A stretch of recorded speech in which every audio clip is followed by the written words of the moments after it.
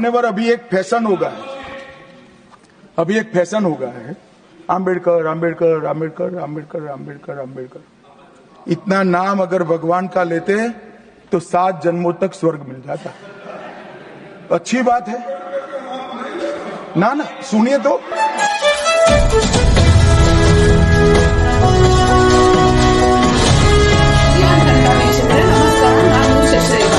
ಇವತ್ತು ರಾಜ್ಯದಲ್ಲಿ ಪ್ರತಿಪಕ್ಷದ ನಾಯಕ ಅಶೋಕ್ ಒಂದು ಪತ್ರಿಕಾಗೋಷ್ಠಿ ಮಾಡಿದ್ದಾರೆ. ಪತ್ರಿಕಾಗೋಷ್ಠಿಯಲ್ಲಿ ಅವರು ಒಂದು ಆರೋಪಗಳ ಸುರಿಮಳೆಯನ್ನೇ ಹೇಳಿದ್ದಾರೆ.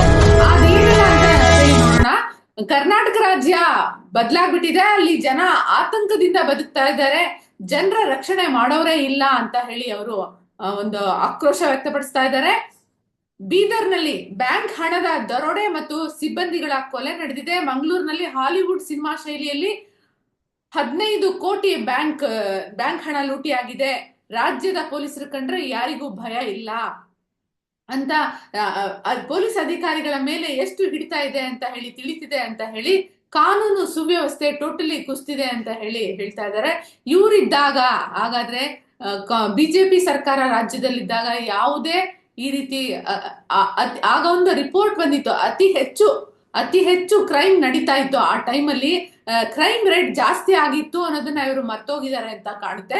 ಇದಲ್ಲದೆ ಇವರದ್ದೇ ಬಿಜೆಪಿ ಸರ್ಕಾರ ಇರುವಂತಹ ಮಹಾರಾಷ್ಟ್ರದಲ್ಲಿ ಇವರು ಹಾಲಿವುಡ್ ಶೈಲಿಯಲ್ಲಿ ದರೋಡೆ ನಡೆದಿದೆ ಅಂತ ಹೇಳಿ, ನಿಜವಾಗ್ಲೂ ಬಾಲಿವುಡ್ ನಟನನ್ನ ಮಾರಣಾಂತಿಕವಾಗಿ ಹಲ್ಲೆ ಮಾಡಿದ್ದು, 6 ಬಾರಿ ಚುಚ್ಚಿ ಆತನ ಬೆನ್ನಲ್ಲಿ ಚಾಕು ಮುರಿದು ಹೋಗಿರೋದು. ಇದುವರೆಗೂ ಯಾಕೆ ಬಿಜೆಪಿ ಸರ್ಕಾರ ಇದುವರೆಗೂ ಮಾತನಾಡಿಲ್ಲ, ಬಿಜೆಪಿ ನಾಯಕರು ಮಾತನಾಡ್ತಾ ಇಲ್ಲ?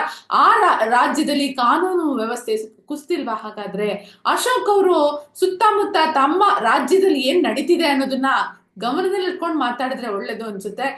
ಇನ್ನು Saif Ali Khan out of danger ಅಂತ ಹೇಳಿದ್ದಾರೆ, ಆದ್ರೆ ಇನ್ನು ಟ್ರೀಟ್ಮೆಂಟ್ ಅಲ್ಲೇ ಇದ್ದಾರೆ. ಅವರು ಇನ್ನು ಪೂರ್ಣವಾಗಿ ಗುಣ ಆಗಿ ಬಂದೇ ಇಲ್ಲ. ಇವರು ಈಗಾಗ್ಲೇ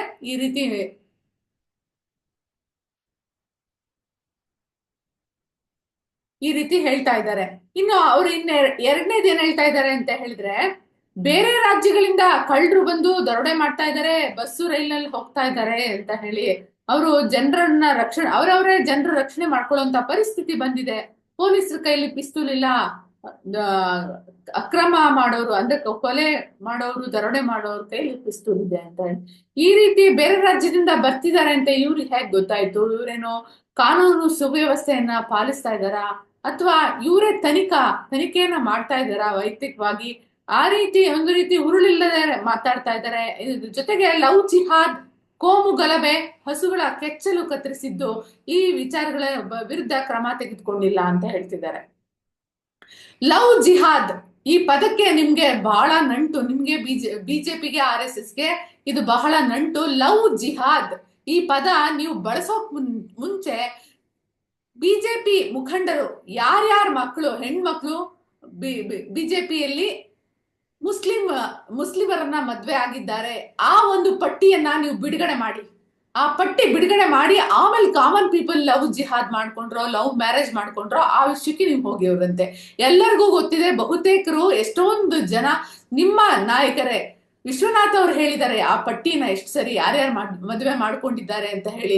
ಅಡ್ವಾಣಿ ಪುತ್ರಿ ಮುಸ್ಲಿಂ ವ್ಯಕ್ತಿಯನ್ನ ಮದುವೆ ಆಗಿರೋದು ಏನು ಗುಟ್ಟಾಗಿ ಉಳಿದಿಲ್ಲ. ಆ ರೀತಿ ಬಹಳಷ್ಟು ಪಟ್ಟಿನೇ ಇದೆ. ಆ ಪಟ್ಟಿಯನ್ನ ನೀವು ಮೊದಲು ಬಿಡುಗಡೆ ಮಾಡಿ ನಂತರ ಈ ಲವ್ ಜಿಹಾದ್, ಕೋಮು ಗಲಭೆ ಇದು ನಿಮ್ಮ ಬಂಡವಾಳ. ನೀವು ಅಧಿಕಾರದಲ್ಲಿ ಉಳಿಯೋಕೆ, ಹಣ ಸಂಪಾದಿಸೋಕೆ ಇದು ಒಂದು ಬಂಡವಾಳ ಅನ್ನೋದು ಜನಸಾಮಾನ್ಯರಿಗೆ ಈಗ ಗೊತ್ತಾಗಿದೆ. ಹಸುಗಳ ಕೆಚ್ಚಲನ್ನ ಕತ್ತರಿಸಿದ್ದು ಇಲ್ಲಿನ ನಾಗರಿಕರಲ್ಲ, ಕರ್ನಾಟಕದ ಜನ ಅಲ್ಲ, ಕನ್ನಡಿಗರಲ್ಲ, ಬಿಹಾರಿಂದ ಬಂದಿರೋ ಜನ. ಯಾಕೆ ಬಿಹಾರಿಗಳನ್ನ ಅಷ್ಟೊಂದು ಸೇರಿಸ್ಕೊಂಡಿದ್ದೀರಾ ಕರ್ನಾಟಕದಲ್ಲಿ? ಯಾಕೆ ಕರ್ನಾಟಕ ನೀವು ಈ ರೀತಿ ಪ್ರಶ್ನೆ ಮಾಡ್ಬೇಕು. ಕರ್ನಾಟಕದಲ್ಲಿ ಕನ್ನಡಿಗರಿಗೆ ಮೊದಲ ಸ್ಥಾನಮಾನ, ಕನ್ನಡಿಗರಿಗೆ ಅವಕಾಶ, ಕನ್ನಡಿಗರಿಗೆ ಇಷ್ಟು % ಮೀಸಲಾತಿ ಇಡಿ ಅಂತ ಹೇಳಿ ನೀವು ಯಾವತ್ತೂ ಕೇಳಿಲ್ಲ. ಆದ್ರೆ ಬಿಹಾರದಿಂದ ಬಂದವರು ಅಪರಾಧ ಮಾಡಿದ್ರೆ ಅದು ಕನ್ನಡಿಗರ ಅಪರಾಧ, ಕನ್ನಡಿಗರು ಮಾಡಿದ ಅಪರಾಧ ಅನ್ನೋ ರೀತಿ ನೀವು ಬಿಂಬಿಸಕ್ಕೆ ಪ್ರಯತ್ನ ಮಾಡಿಸ್ತೀರಾ. ಬಿಹಾರದಲ್ಲಿ ಅತಿ ಹೆಚ್ಚು ನಾವು ಬಿಹಾರ, ಉತ್ತರ ಪ್ರದೇಶ ಆ ರಾಜ್ಯಗಳಿಗೆ GST ಪಾಲು ಅತಿ ಹೆಚ್ಚು ಹೋಗ್ತಿದೆ. ಆದ್ರೆ ಅಲ್ಲಿ ಜನ ಇಲ್ಲೇ ಬಿದ್ದು ಒದ್ದಾಡ್ತಾ ಇದ್ದಾರೆ. ಈ ರೀತಿ ಯಾಕೆ ಒದ್ದಾಡ್ತಾ ಇದ್ದಾರೆ ಅಂತ ಹೇಳಿ ನೀವು ರಾಜ್ಯದ ನಾಯಕರಾಗಿ ಯಾವತ್ತಾದ್ರೂ ಪ್ರಶ್ನೆ ಮಾಡಿದ್ದೀರಾ? ನೀವು ಪ್ರಶ್ನೆ ಮಾಡ್ಬೇಕಾಗಿದ್ದು ಇದನ್ನ ಅತಿ ಹೆಚ್ಚು ಪಾಲ್ ಕೊಡುವಂತಹ ನಿರ್ಮಲಾ ಸೀತಾರಾಮನ್ ಇಲ್ಲಿನಿಂದಾನೇ ಆಯ್ಕೆ ಮಾಡಿ ಕಳಿಸಿದಾರಲ್ಲ, ಅವ್ರನ್ನ ಕೇಳ್ಬೇಕಾಗಿತ್ತು. ಈ ರೀತಿ ಒಂದ್ ದಿವಸ ಆದ್ರೂ ಕೇಳೋ ಅಂತ ಧೈರ್ಯ ಮಾಡಿದ್ದೀರಾ ಅನ್ನೋದನ್ನ ಇಲ್ಲಿ ನಾವು ಕನ್ನಡಿಗರು ಕೇಳ್ಬೇಕಾಗ್ತದೆ. ಆದ್ರೆ ನೀವು ಆ ರೀತಿ ನೇರವಾಗಿ ಕನ್ನಡಿಗರಿಗೆ ಎಲ್ಲೂ ಕೈಗೆ ಸಿಕ್ಕಲ್ಲ. ನೀವು ಎಲ್ಲೋ ಒಂದ್ ಕಡೆ ಹೇಳ್ಕೊಂಡು ನಿಮ್ಮ ಪಕ್ಷವನ್ನ ಮೆಚ್ಚೋ ಕಾರ್ಯವನ್ನ ಯಾವಾಗ್ಲೂ ಮಾಡ್ತಾ ಇರ್ತೀರಾ. ಇಷ್ಟಾದ್ರೂ ಇದಲ್ದೆ ಇನ್ನೇನು ಹೇಳ್ತಾರಂದ್ರೆ, ವರ್ಗಾವಣೆ ದಂಧೆಯಲ್ಲಿ ಮುಳುಗಿದೆ ಸರ್ಕಾರ ಅಂತ ಹೇಳಿ. ವರ್ಗಾವಣೆಯಲ್ಲಿ ಮುಳುಗಿದೆ ಸರ್ಕಾರ ಅಂದ್ರೆ ನಿಮ್ಮ ಟೈಮಲ್ಲಿ ಸಿ.ಟಿ. ರವಿ, ಕ್ಷಮಿಸಿ, ಸಿಟಿ ಎಲ್ಲ ಇವರೇನು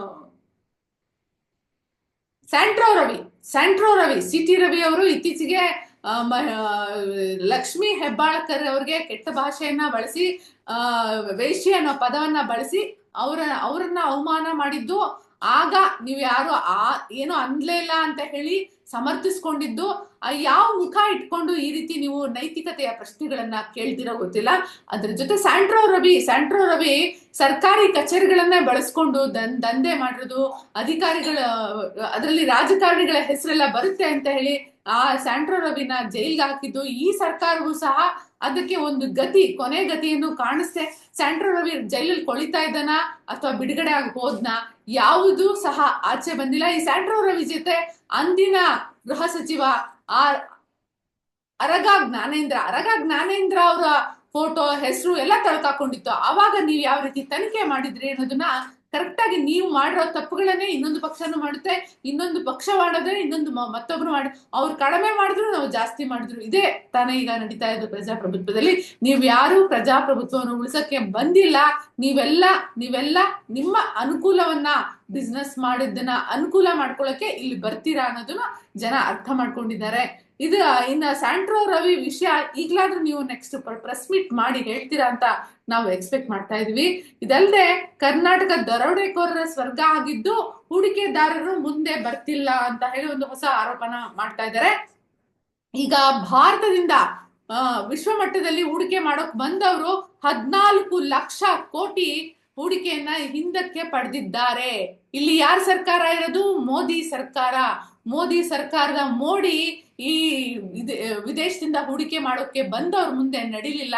ಕಾರಣ ಏನಂದ್ರೆ ಈ ದೇಶದಲ್ಲಿ ದ್ವೇಷಪೂರಿತ ವಾತಾವರಣ ಇದೆ, ಬಿಸ್ನೆಸ್ ಮಾಡೋಕೆ ಅನುಕೂಲ ಇಲ್ಲ ಅಂತ ಹೇಳಿದ್ದಾರೆ. ಇಲ್ಲಿ ಯಾರೇ ಬಿಸ್ನೆಸ್ ಮಾಡ್ಬೇಕು ಅಂದ್ರೂ ಒಂದು ವರ್ಗದ ಜನರನ್ನ ನಂಬ್ಕೊಂಡು ಮಾಡಕ್ಕಾಗಲ್ಲ. ಎಲ್ಲ ವರ್ಗದ ಜನರು ಬಿಸ್ನೆಸ್ ಮಾಡೋರಿಗೆ ಬೇಕಾಗಿರುತ್ತೆ. ಇಲ್ಲಿ ದ್ವೇಷಪೂರಿತ ವಾತಾವರಣ, ಅಲ್ಪಸಂಖ್ಯಾತರಿಗೆ ಇಲ್ಲಿ ಸುರಕ್ಷತೆ ಇಲ್ಲ. ಆದ್ರಿಂದ ಇಲ್ಲಿ ಹೂಡಿಕೆ ಮಾಡೋಕ್ಕಾಗಲ್ಲ ಅಂತ, ಸ್ಟೇಬಿಲಿಟಿ ಇರಲ್ಲ ಯಾವಾಗ್ಲೂ, ಯಾವಾಗ ಏನಾಗುತ್ತೋ ಆದ್ರಿಂದ ಸ್ಟೇಬಿಲಿಟಿ ಇಲ್ಲ, ನಮ್ಮ ಬಂಡವಾಳಕ್ಕೆ ಇಲ್ಲಿ ಒಂದು ರಕ್ಷಣೆ ಇಲ್ಲ ಅಂತ ಹೇಳಿ ಹೋಗಿದ್ದಾರೆ. ಅದಕ್ಕೆ ಇದುವರೆಗೂ ಮೋದಿಯವರಾಗ್ಲಿ ನಿರ್ಮಲಾ ಸೀತಾರಾಮನ್ ಆಗ್ಲಿ ನಿರ್ಮಲಾ ಸೀತಾರಾಮನ್ ಅವ್ರನ್ನ ಇಲ್ಲಿಂದ ಕರ್ನಾಟಕದಿಂದನೇ ಕಳಿಸ್ಕೊಟ್ಟಿದಾರಲ್ಲ, ಇದುವರೆಗೂ ಯಾವ್ದಾದ್ರು ಪ್ರೆಸ್ ಮೀಟ್ ಮಾಡಿ ನೀವ್ ಹೇಳ್ಸಿದ್ದೀರಾ ಅಥವಾ ಅವ್ರು ಹೇಳಿದಾರ ಅದನ್ನ ಅವರು ಇಲ್ಲಿ ಉತ್ತರ ಕೊಡ್ಬೇಕಾಗುತ್ತೆ. ಇನ್ನ ಇದಲ್ಲದೆ ಶ್ವೇತಪತ್ರ ಬಿಡುಗಡೆ ಮಾಡ್ಬೇಕು ಅಂತ ಹೇಳಿ ಕೇಳ್ತಾ ಇದ್ದಾರೆ. ಬಸವರಾಜ ಬೊಮ್ಮಾಯಿ ಅವಧಿಯಲ್ಲಿ ಎಷ್ಟು ಅನುದಾನ ಯಾವ್ದಕ್ ಬಿಡುಗಡೆ ಮಾಡಿದ್ರಿ? ಏನು ಅಡ್ಡೇಟ್ ಮೇಲೆ ಗುಡ್ ಡೇಟು ಅಂತ ಹೇಳ್ತಾರಲ್ಲ, ಹಂಗೆ ಇವ್ರು ಹೇಳ್ತಾ ಇರೋದು ಬಸವರಾಜ ಬೊಮ್ಮಾಯಿ ಅವಧಿಯಲ್ಲಿ ಯಾವ್ದಕ್ಕೆ ಏನು ಅನುದಾನ ಬಿಡುಗಡೆ ಮಾಡಿದ್ರು ಅಂತ. ಬಸವರಾಜ ಬೊಮ್ಮಾಯಿ ಬಿಡುಗಡೆ ಮಾಡಿದ್ದು ಅಂಬರೀಷ್ ಅವರ ಸ್ಮಾರಕಕ್ಕೆ ಅನುದಾನವನ್ನ ಬಿಡುಗಡೆ ಮಾಡಿದ್ದಾರೆ. ಆದ್ರೆ ಅದೇ ಅಂಬರೀಷು ಒಬ್ಬ ಸಿನಿಮಾ ನಟ ಪ್ಲಸ್ ನಾಯಕರಾಗಿದ್ರು. ಅವ್ರಿಗಿಂತ ದೊಡ್ಡ ನಾಯಕ ನಮ್ಮ ದೇಶದ ಆರ್ಥಿಕತೆಗೆ, ವಿಶ್ವ ಮಟ್ಟದಲ್ಲಿ ಆರ್ಥಿಕತೆಗೆ ನಮ್ಮನ್ನ ನಾವು ತೆರೆದುಕೊಳ್ಳೋಕೆ ಎಲ್ಲ ರೆಡಿ ಮಾಡಿಕೊಟ್ಟು ನಮ್ಮ ದೇಶವನ್ನ ವಿಶ್ವ ಜಾಗತೀಕರಣಕ್ಕೆ ಕಾರಣರಾದ ಮನಮೋಹನ್ ಸಿಂಗ್ ಅವರು ತೀರ್ಕೊಂಡಾಗ ಒಂದು ಜಾಗ ಕೊಡ್ಲಿಲ್ಲ. ಅವರನ್ನ ಸಾಮಾನ್ಯರಿಗೆ ಅಂತ್ಯ ಸಂಸ್ಕಾರ ಮಾಡುವಂತಹ ಸ್ಥಳದಲ್ಲಿ ಸಂಸ್ಕಾರ ಮಾಡಿದ್ರಲ್ಲ, ಆಗ ನೀವ್ ಯಾಕೆ ಮಾತನಾಡಿಲ್ಲ? ನೀವು ಬಸವರಾಜ ಬೊಮ್ಮಾಯಿ ಅವರು ಇಲ್ಲಿ ಅಂಬರೀಷ್ ಅವ್ರಿಗೆ ಅವ್ರ ಪತ್ನಿ ಸಂಸದೆ ಆಗಿದ್ರು ಆ ಟೈಮ್ಗೆ ಅಂತ ಹೇಳಿ ಅತಿ ಹೆಚ್ಚು ಅನುದಾನವನ್ನ ಬಿಡುಗಡೆ ಮಾಡ್ರಿ, ಆದ್ರೆ ಅದಕ್ಕಿಂತ ಹೆಚ್ಚಿನ ಸ್ಥಾನದಲ್ಲಿದ್ದವರು ಈ ದೇಶ ಯಾವತ್ತಿನ ಕಾಲಕ್ಕೂ ಆರ್ಥಿಕವಾಗಿ ನೆನೆಸ್ಕೊಳ್ಬೇಕಾದಂತ ಕೆಲಸ ಮಾಡಿದವ್ರಿಗೆ ನೀವು ನಡೆಸ್ಕೊಂಡ ರೀತಿಯನ್ನು ಸಹ ಇಲ್ಲಿ ನೀವು ಜ್ಞಾಪಕ ಮಾಡ್ಕೊಂಡು ಹೇಳ್ಕೋಬೇಕಾಗಿತ್ತು. ಅದನ್ನ ನೀವು ಹೇಳಿಲ್ಲ ಅಂತಾನೆ ನಾವು ಇವತ್ತು ಹೇಳ್ತಾ ಇದ್ದೀವಿ. ಇನ್ನು ಸಿದ್ದರಾಮಯ್ಯ ಎಷ್ಟು ಅನುದಾನ ನೀಡಿದ್ದಾರೆ ಅಂತ ಶ್ವೇತ ಪತ್ರ ಬಿಡುಗಡೆ ಮಾಡಿ ಅಂತ. ಶ್ವೇತ ಪತ್ರ ಕೇಳೋಕೆ ನಿಮ್ಗೆ ಯಾವುದೇ ಅರ್ಹತೆ ಇಲ್ಲ. ಯಾಕಂದ್ರೆ ಮನಮೋಹನ್ ಸಿಂಗ್ ಅವರು 2014ರಲ್ಲಿ ಅವ್ರ ಅಧಿಕಾರ ಮುಗಿಸಿ ಮತ್ತೆ ಇವ್ರು ಬಿಜೆಪಿಯಲ್ಲಿ ಮೋದಿ ಸರ್ಕಾರವನ್ನ ಹಿಡಿದಾಗ ಇದ್ದಿದ್ದ ಸಾಲ, ದೇಶದ ಸಾಲ 1,00,000 ಕೋಟಿ ಅಷ್ಟೇ. ಇವತ್ತು ಮೋದಿ ಬಂದು 11 ವರ್ಷದಲ್ಲಿ 2,37,041 ಬಿಲಿಯನ್ ಸಾಲ ಆಗಿದೆ. ಅಂದ್ರೆ ಇಡೀ ದೇಶ ಸ್ವಾತಂತ್ರ್ಯ ಬಂದಾಗಿಂದ ಮಾಡಿದ್ದ ಸಾಲ 1,00,000 ಕೋಟಿ ಅಷ್ಟೇ. ಆದ್ರೆ ನೀವು 11 ವರ್ಷಗಳಲ್ಲಿ ಎಷ್ಟು ಮಟ್ಟದ ಸಾಲ ಮಾಡಿದಿರಾ? ಇದಕ್ಕೆ ಶ್ವೇತ ಪತ್ರ ಹೊರಡಿಸ್ತೀರಾ? ನಿಮ್ ಕೈಲಿ ಸಾಧ್ಯ ಇದೆಯಾ ಮೋದಿ ಕೈಲಿ ಅಂತ ಹೇಳಿ ನಾನು ಇಲ್ಲಿ ಪ್ರಶ್ನೆ ಮಾಡ್ತಾ ಇದ್ದೀನಿ. ಇದರ ಜೊತೆಗೆ ಮೂಡಾಗೆ ಸಂಬಂಧಿಸಿದ ಕೇಳಿದ ಪ್ರಶ್ನೆಗೆ ಉತ್ತರ ಕೊಡ್ಲಿಲ್ಲ. ಮೂಡಾಗೆ ಸಂಬಂಧಿಸಿದ ಪ್ರಶ್ನೆಗೆ ನೀವು ಕೇಳಿದಕ್ಕೆ ಉತ್ತರ ಕೊಡಕ್ಕೆ ನೀವು ಹೊಸದೊಂದು ಜಾರಿ ನಿರ್ದೇಶನಾಲಯದ ಪತ್ರ 300 ಕೋಟಿಯನ್ನ ವಶಪಡಿಸಿಕೊಂಡಿದ್ದಾರೆ ಅಂತ ಒಂದು ಪತ್ರವನ್ನ ಹರಿಬಿಟ್ಟಿದ್ದೀರಾ. ಆ ಪತ್ರಕ್ಕೆ ಅಪ್ಪ ಅಮ್ಮ ಯಾರು ಇಲ್ಲ, ಹೆಸರಿಲ್ಲ, ಅಧಿಕಾರಿ ಸೈನ್ ಇಲ್ಲ, ಸುಮ್ನೆ ಹರಿಬಿಟ್ಟಿದ್ದೀರಾ. ಯಾವ್ದಾದ್ರು ಜಾರಿ ನಿರ್ದೇಶನಾಲಯ ತನಿಖೆ ಮಾಡಕ್ಕೆ ಯಾವ್ದಾದ್ರು ಕೋರ್ಟ್ ಹೇಳಿದ್ಯಾ? ಯಾವುದೂ ಇಲ್ಲ. ನಿಮ್ಮ ಟೈಮಲ್ಲಿ ಎಷ್ಟು ಹಗರಣಗಳಾಗಿವೆ, ಆ ಹಗರಣಗಳನ್ನ ಇವತ್ತು ಸಿದ್ದರಾಮಯ್ಯ ಸರ್ಕಾರ ಇನ್ನು ತನಿಖೆ ಮಾಡ್ತಾ ಇದ್ದಾರೆ. 1.5 ವರ್ಷ ಆದ್ರು ಅಂತ ಹೇಳ್ತಾರೆ. ಅದ್ ಯಾವ ರೀತಿ ತನಿಖೆ ನಡೆಯುತ್ತೋ, ತನಿಖೆ ನಡೆಯೋದು ಇಲ್ವೋ, ಹಿಂಗೆ 5 ವರ್ಷನ ತಳ್ಳಿಬಿಡ್ತಾರೋ ಗೊತ್ತಿಲ್ಲ. ಈ ರೀತಿ ಕೋವಿಡ್ ಹಗರಣದಲ್ಲಿ ನೀವು ಮಾಡಿದ್ದ ಹೆಣದ ವ್ಯಾಪಾರ ಮಾಡಿದ ಸರ್ಕಾರ, ನಿಮ್ದು ಹೆಣದ ವ್ಯಾಪಾರ ಮಾಡಿದ ಸರ್ಕಾರ ಇವತ್ತು ಕ್ಲೀನ್ ಮೂಡ ಹಗರಣದಲ್ಲಿ ಅತಿ ಹೆಚ್ಚು ಸೈಟ್ ಅನ್ನ ಹೊಂದಿರೋರು ಯಾರು? ಅದ್ರಲ್ಲಿ ಬಿಜೆಪಿ ಅವ್ರ ಹೆಸರಿಲ್ವಾ?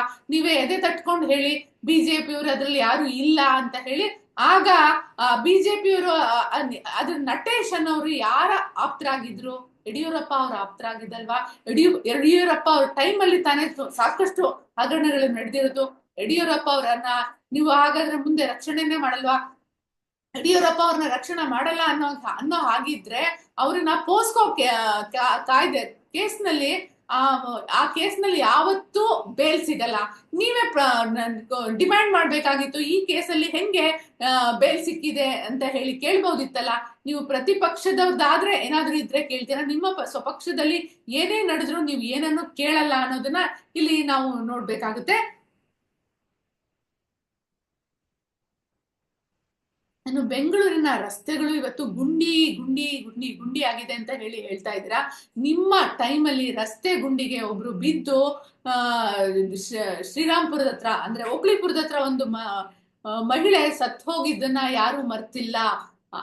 ನಿಮ್ಮ ಟೈಮಲ್ಲಿ ಏನೂ ನಡೀಲಿಲ್ಲ. ಇವತ್ತು ನಾನು ಇಡೀ ರಾಜ್ಯದಲ್ಲಿ ಓಡಾಡ್ತಾ ಇದ್ದೀನಿ. ಇವತ್ತು ಕಾಂಗ್ರೆಸ್ ಸರ್ಕಾರ ಬಂದ್ಮೇಲೆ ಗುಂಡಿಗಳನ್ನ ಮುಚ್ಚಿದ್ದಾರೆ, ಮಂಡ್ಯದಲ್ಲಿ ರಸ್ತೆಗಳನ್ನ ಮಾಡಿಸಿದ್ದಾರೆ.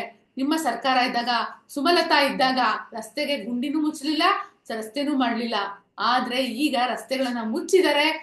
ನಮ್ಮ ಮೈಸೂರು ಜಿಲ್ಲೆಯಲ್ಲೂ ನೋಡಿದೀನಿ, ಮಂಡ್ಯ ಜಿಲ್ಲೆಯಲ್ಲಿ ನೋಡಿದೀನಿ, ಕನಕಪುರದಲ್ಲಿ ನೋಡಿದೀನಿ, ತುಮಕೂರಲ್ಲಿ ನೋಡಿದೀನಿ, ನಮ್ಮ ಬೆಂಗಳೂರಲ್ಲೂ ನೋಡಿದೀನಿ. ಆದ್ರೆ ನಿಮ್ಮ ಟೈಮಲ್ಲಿ ಇದ್ದಷ್ಟು ವರ್ಸ್ಟ್ ರಸ್ತೆಗಳು ಇವಾಗ ಇಲ್ಲ. ರಸ್ತೆಗಳು ಚೆನ್ನಾಗಿದೆ ಅನ್ನೋದಕ್ಕೆ ನಿಮ್ಮೆಲ್ಲ ಪ್ರಶ್ನೆಗಳಿಗೂ ನಿಮ್ಮದೇ ಸರ್ಕಾರದಲ್ಲಿ ನಡೆದಿರುವಂತಹ ಅಕ್ರಮಗಳನ್ನ ತಿಳಿಸ್ತಾ ನಾವು ಈ ವಿಷಯವನ್ನ ಜನರ ಮುಂದೆ ತೆರೆದಿಟ್ಟಿದೀವಿ. ಇದಾಗಿತ್ತು ಈ ಕ್ಷಣದಲ್ಲಿ. ಮತ್ತೊಂದು ವಿಷಯವನ್ನ ನಾಳೆ ಮತ್ತೆ ಹೇಳ್ತೀವಿ. ಅಲ್ಲಿವರೆಗೂ ಸಿಯಾನ್ ಕನ್ನಡವನ್ನ ನೋಡಿ ಮುಕ್ತ ಪತ್ರಿಕೋದ್ಯಮವನ್ನ ಬೆಂಬಲಿಸಿ. ಮುಕ್ತ ಪತ್ರಿಕೋದ್ಯಮದಲ್ಲಿ ಮಾತ್ರ ಈ ರೀತಿ ಪ್ರಶ್ನೆ ಕೇಳೋಕ್ ಸಾಧ್ಯ ಆಗೋದು. ಇವತ್ತು ಯಾರ್ಯಾರು ಪ್ರೆಸ್ ಮೀಟಿಗೆ ಹೋಗಿದ್ದಾರೆ, ಇದನ್ನ ವಿಧಾನಸೌಧದಲ್ಲಿ ನಡೆದ ಪ್ರೆಸ್ ಮೀಟಿಂಗ್ ಹೋದವರು, ಅವರು ಸಹ ಇದನ್ನೆಲ್ಲ ಪ್ರಶ್ನೆ ಕೇಳಬಹುದಿತ್ತು. ಆದ್ರೆ ಅವರು ಅಶೋಕ್ ಅವ್ರಿಗೆ ತುಂಬಾ ಆಪ್ತರಾಗಿರ್ತಾರೋ ಏನೋ ಗೊತ್ತಿಲ್ಲ, ಅದರಿಂದ ಪ್ರಶ್ನೆ ಕೇಳಿಲ್ಲ. ನಮಸ್ಕಾರ ವೀಕ್ಷಕ.